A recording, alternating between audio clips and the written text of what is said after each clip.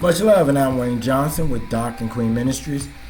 Going to come from 1 John chapter 1, going to read the first 4 verses, and it reads, "We want to tell you about the word that gives life, the one who exists before the world began. This is the one we have heard and have seen with our own eyes. We saw what he did, and our hands touched him. Yes, the one who is life was shown to us. We saw him, and so we can tell others about him.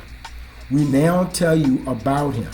He is the eternal life that was with God the Father and was shown to us. We were telling you about what we had seen and heard because we want you to have fellowship with us.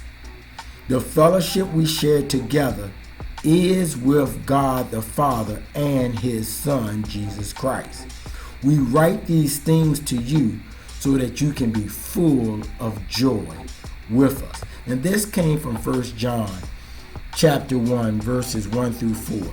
And this just shows us the connection between the Father and Son, and how that they were in the beginning, and how the Son was here with them, and what they had time to do by being with him, touching him, and spending time. And he wants us to continue in this fellowship.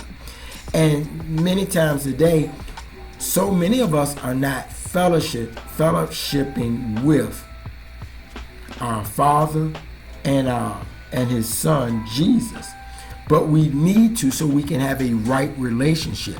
We have to, or should, we don't really have to do anything, but we should put our cross down and follow his, because he is eternal life, and our time here on earth is short.